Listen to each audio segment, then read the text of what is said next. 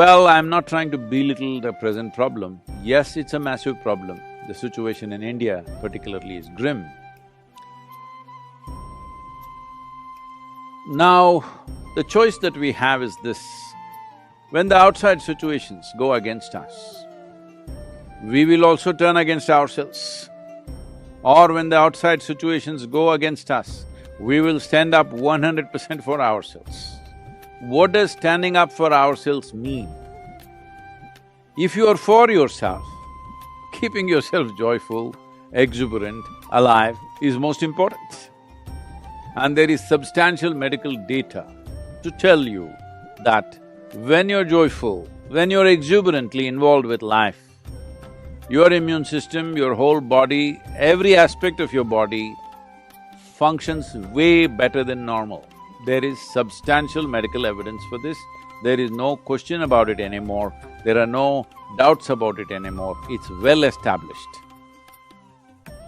So one important thing we need to understand is right now, everybody is talking about gloom and doom.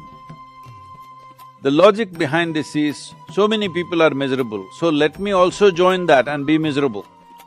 This is not a solution. You must make up your mind whether you want to be a part of the solution or part of the problem. If 10 people are miserable and you also join them in their misery, you are part of the problem. If 10 people are miserable, if you can in some way create a lighter atmosphere for them and for you, then you are part of the solution on one level. Above all, unfortunately, modern life has become like this. There is no contact with the earth, there is no contact with natural water bodies, there is no contact with the five elements in nature. Everybody is living and working in a box which is always at 70 degrees centigrade, 70 degrees Fahrenheit or something like that. Everybody in controlled temperatures, in boxes, we are living. You may call it an apartment, you may call it an office, but it's actually a box. So now the virus is trying to change your lifestyle.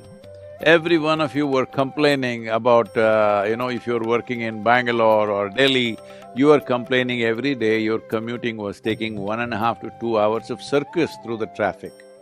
Now you're spared all that, so don't go on complaining endlessly. There is no need to complain, only our lifestyle is changing. Our life we must protect with responsible and conscious behavior. Nothing about our life has changed, only our lifestyle is changing. But if you're misunderstanding your lifestyle as life, then of course you will suffer. So let us bring this sense to ourselves. What you wear, what you drive, where you live is not the point. How you live within yourself is the point. And right now, this pandemic, always this is the point, but this pandemic is bringing it up front, in front of everybody, to decide whether your life is important or your lifestyle is important. Lifestyle becomes important because we keep on living in comparison to somebody else. That you want to live little better than somebody else, you want to have more than somebody else, you want to be better in every way than somebody else around you. Let's leave this silly way of existence. Let's organize our lives in such a way that you're joyful, you're well, you're healthy, your family is joyful, people around you are joyful and well. This is life. Do not make a problem out of just a simple shift in lifestyle. But staying alive is important because life is precious. Lifestyle is not precious, life is precious. This shift in your fundamental understanding of what is life and what is lifestyle has to happen. If you do this, a whole lot of unnecessary stress you're building in your mind will come down significantly. Because you're not going to restaurants, it's blocked, you're not traveling, it is blocked, well, your expenses have come down. Even if you earn less, it's not really a problem. Your only problem is somebody else may be living better than you, that should not be an issue for you. Better life is not in the makeup that you wear, better life is not in the clothes that you wear, better life is not in the car that you drive. Better life is in the way you are within yourself. If this fundamental priority you change, not for the sake of pandemic, for your sake, not for the sake of the virus, for your own sake, if you make this shift, you will see there are a few issues and problems with the pandemic. The problem is people are losing their lives, that is the only problem. Otherwise, this is not a problem.